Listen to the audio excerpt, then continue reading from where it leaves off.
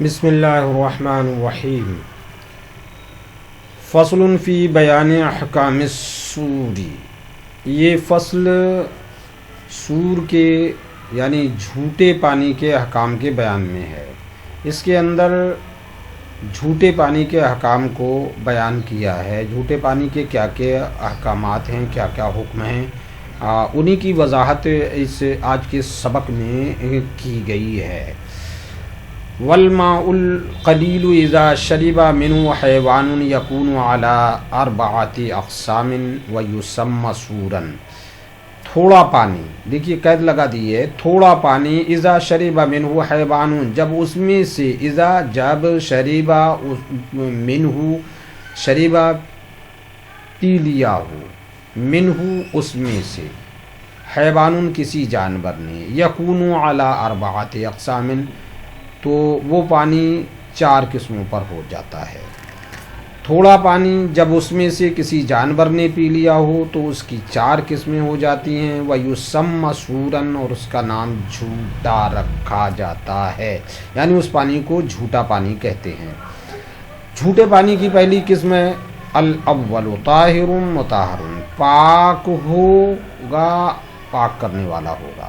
یعنی پہلی قسم جھوٹے پانی کی پاک ہوگا، پاک کرنے والا ہوگا. وہ پانی کون سا ہے جو پاک بھی ہوگا، جھوٹا ہونے کے ساتھ ساتھ پاک بھی ہوگا، پاک کرنے والا بھی ہوگا. کہہ رہے ہیں وہ پانی وہ ہے جس میں سے کسی آدمی نے پی لیا ہو، یا کسی گھوڑے نے پی لیا ہو، یا کسی ایسے جانور نے پی لیا ہو جس کا گوشت کھایا جاتا ہے. وَهُوَ مَا شَرِبَ مِنْهُ آدْمِيٌّ أَوْ فَرَسٌ أَوْ مَا يُؤْكَلُ لَحْمُهُ. وہ پانی وہ ہے جس میں سے کسی آدمی نے یا کسی گھوڑے نے یا ایسے جانور نے جس کا گوشت کھایا جاتا ہے پی لیا ہو. تو اب چونکہ تھوڑا پانی ہے اور اس میں سے کسی جانور نے، کسی آدمی نے، کسی گھوڑے نے اور کسی ایسے جانور نے جس کا گوشت کھایا جاتا ہے پی لیا ہے، تو اب وہ پانی پاک بھی ہے، پاک کرنے والا بھی ہے. یہ پہلی قسم ہوئی جھوٹے پانی کی، اس تھوڑے پانی کی جس میں سے کسی جانور نے پی لیا ہو تو اس کی 4 قسمیں ہو جاتی ہیں. اس 4 قسموں میں سے اس کا نام جھوٹا رکھا جاتا ہے. جھوٹے پانی کی چوتھی قسم، پہلی قسم جھوٹے پانی کی 4 قسمیں ہو گئیں، اس کی پہلی قسم یہ ہے. دوسری قسم جھوٹے پانی کی نجسن. دوسری قسم جھوٹے پانی کی ناپاک پانی ہے. نجسن ناپاک. اب جھوٹا وہ یعنی وہ تھوڑا پانی جس میں سے کسی ایسے جانور نے پی لیا ہو، جو جانور جس کا جھوٹا ناپاک ہو جاتا ہے تو وہ پانی ناپاک ہو جائے گا. کہہ رہے ہیں بس ثانی جھوٹے پانی کی دوسری قسم نجسن ناپاک پانی ہے.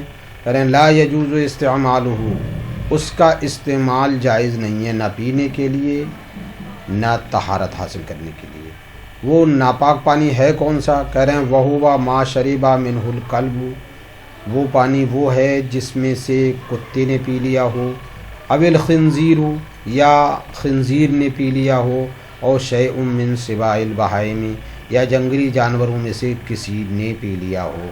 کالفہد والذئب، جیسے چیتا اور بھیڑیا. چیتا اور بھیڑیا کتا یا خنزیر نے پی لیا ہے تو ان کا جھوٹا پانی ناپاک ہو جاتا ہے، لہذا اس کا استعمال جائز نہیں. تیسری قسم جھوٹے پانی کی مکروہ استعمالہ مع وجود غیرہ، اس کے علاوہ اس کے غیر کے پائے جانے کے ساتھ، یعنی مکروہ پانی کے علاوہ مائع مطلق پاک صاف پانی پائے جانے کے ساتھ مائع مطلق پایا جا رہا ہے تو ایسی صورت میں اس کا استعمال مکروہ ہوگا. کہہ رہے ہیں تیسری قسم جھوٹے پانی کی مکروہ ہے، استعمالہ اس کا استعمال مع وجود غیرہ دوسرے پانی کے پائے جانے کے ساتھ، یعنی ایسے پانی کے پائے جانے کے ساتھ جس پانی سے پاکی حاصل کرنے میں کوئی کراہت نہیں۔ تو یہ مکروہ پانی کون سا کس کا جھوٹا ہوگا؟ کہہ رہے ہیں وہو سور الحرۃ، وہ بلی کا جھوٹا ہے، والدجاجۃ المخلات اور کھلی مرغی کا جھوٹا ہے۔ کھلی مرغی وہ کھلی مرغی اس کا جھوٹا جو کہ گندگی میں چونچ نہیں ڈالتی، نجاست اور غلاظت میں چونچ نہیں ڈالتی۔ اگر وہ اپنی چونچ غلاظت کھانے میں ڈالتی ہے، غلاظت میں اور نجاست میں ڈالتی ہے، اور پھر وہ پانی میں ڈال دیتی ہے اور پانی پی لیتی ہے کسی میں سے کسی برتن سے، تو اب وہ برتن کا پانی ناپاک ہو جائے گا، کیونکہ اب وہ مکروہ نہیں رہا بلکہ نجس ہو گیا۔ تو یہاں پر یہ چیز ذہن نشین رہنا چاہیے، والدجاجات المخلات یعنی کھلی مرغی، ایسی کھلی مرغی جو نجاست میں منہ نہ ڈالتی ہو، چونچ نہ ڈالتی ہو۔ تو اس کا بھی جھوٹا مکروہ ہے غیر کے پائے جانے کے ساتھ ساتھ۔ وسباع الطیر اور اڑنے والے پرندوں کا جھوٹا بھی مکروہ ہے دوسرے پانی کے پائے جانے کے ساتھ ساتھ، جیسے سقرا کا جھوٹا جو چیل سے چھوٹا سا ایک پرندہ ہوتا ہے جو ہار چیڑ کر چھوٹے چھوٹے پرندوں کا شکار کرتا ہے۔ شاہین چیل خود ہے، والحداد کے معنی بھی چیل ہے، گدھ کہہ لیجئے اس کو، گدھ ہے۔ تو سقرا، چیل، گدھ ان کا جھوٹا بھی، یہ جنگلی جانور ہیں، ان کا جھوٹا بھی، ان کا گوشت کھایا نہیں جاتا، ان کا جھوٹا بھی مکروہ ہے غیر کے پائے جانے کے ساتھ ساتھ۔ وَالسَّوَاكِنِ الْبُيُوتِ كَالْفَارَّةِ لَلْعَقْرَبِ اور ایسے ہی گھروں میں رہنے والے جو جانور ہیں جیسے چوہا ہے، اس کا جھوٹا بھی غیر کے پائے جانے کے ساتھ ساتھ اس کا استعمال مکروہ ہے۔ للعقرب بچھو نہیں، بچھو کا یہ حکم نہیں، وہ مکروہ نہیں ہے، بچھو کا جھوٹا مکروہ نہیں ہے، بلکہ بچھو کا جھوٹا مضر ہو سکتا ہے، لہٰذا اس سے بچا جائے گا، کیونکہ زہریلا جانور ہے، مبادا اس نے پانی پیا اور پانی پینے کے ساتھ ساتھ پانی میں زہر مل گیا تو وہ نقصان دے سکتا ہے۔ چوتھی قسم جھوٹے پانی کی، مشکوکن فی طہوریتہ، وہ پانی ہے جس سے پاکی حاصل کرنے میں شک ہو۔ وہ پانی ہے کون سا جس سے پاکی حاصل کرنے میں شک ہوتی ہے؟ کہہ رہے ہیں وہو سور البغل والحمار، وہ کھچر اور گدھے کا جھوٹا پانی ہے۔ اگر کھچر یا اور گدھے نے پانی پی لیا اور وہ تھوڑا ہے تو اب وہ مشکوک ہو جائے گا، اس سے پاکی حاصل کرنے میں شک ہو جائے گا۔ فَإِن لَّمْ يَجِدْ اگر وضو کرنے والا غیرہ، فَإِن لَّمْ يَجِدْ غیرہ اگر وضو کرنے والا اس کے علاوہ نہ پائے، یعنی صرف مشکوک پانی ہی پایا جا رہا ہے، گدھے اور کھچر کا جھوٹا پانی پایا جا رہا ہے، اس کے علاوہ کوئی دوسرا پانی نہیں ہے جس سے وضو کیا جائے، تو وضو کرنے والا کیا کرے گا؟ توضأ بہ، اس سے وضو کرے گا، وتیمم اور تیمم کرے گا، پھر تیمم کرے گا، ثم صلی اس کے بعد میں نماز پڑھے گا۔ ابھی یہ فصل ہے، اس فصل میں مختلف برتنوں اور مختلف کپڑوں کو بیان کیا گیا ہے جو آپس میں مل جاتے ہیں، یعنی چند برتن ہیں، چند کپڑے، چند جوڑ کپڑے ہیں جن میں کچھ ناپاک ہیں کچھ پاک ہیں، اسی طریقے سے برتن کچھ پاک ہیں کچھ ناپاک پانی سے بھرے ہوئے ہیں، کپڑے کچھ پاک ہیں کچھ ناپاک ہیں، تو اب کیا کیا جائے گا؟ اب دیکھنا یہ ہے برتنوں میں اب کتنے برتن ہیں۔ اگر زیادہ برتن ناپاک پانی سے بھرے ہوئے ہیں اور کم برتن پاک پانی سے بھرے ہوئے ہیں، لیکن یہ پتہ نہیں کون سا برتن کس برتن میں پاک پانی ہے۔ فصل فی التحری فی الاوانی والثیاب، یہ فصل ہے برتنوں اور کپڑوں میں غور فکر کرنے کے بارے میں۔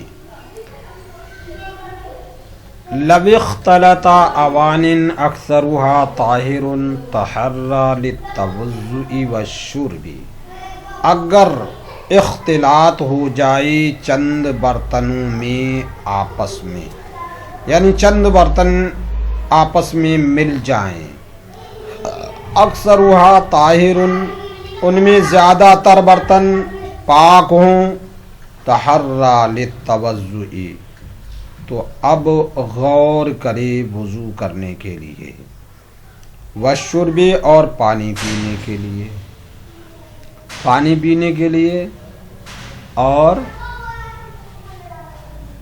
غسل کرنے کے لیے اور وضو کرنے کے لیے غور کرے۔ وَإِنْ كَانَ أَكْثَرُهَا نَجِسًا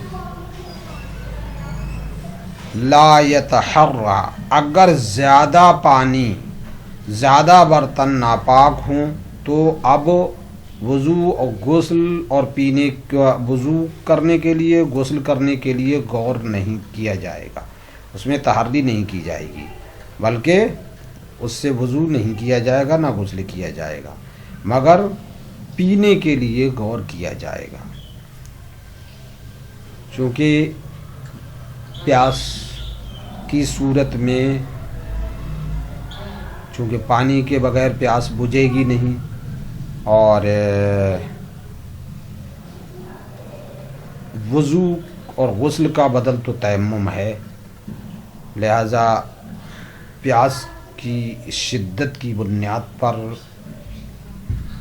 غور کیا جا سکتا ہے، جس پر دل جم جائے اس برتن میں سے پانی کو پی لیا جائے گا۔ وصف الثیاب، اور کپڑوں میں اختلاط اگر ہو جائے، ناپاک اور پاک کپڑے مل گئے، کہہ رہے ہیں وفی الثیاب المختلطۃ یتحری، کہہ رہے ہیں کپڑوں میں اختلاط ہو جائے تو غور کرے گا، سواء کان اکثرها طاہرا او نجسا، چاہے ان میں سے زیادہ تر کپڑے پاک ہوں یا ناپاک ہوں۔ تو چونکہ ننگے بدن سے بہتر ہے، افضل ہے ناپاک کپڑے میں ناپاک کپڑا پہن کر نماز پڑھنا، تو اگر کپڑے ناپاک ہیں، ناپاک ہی کیوں نہ، غور فکر کرنے میں ناپاک ہی کپڑا کیوں نہ ہاتھ میں آ جائے، اس کو پہن کر نماز پڑھ لے۔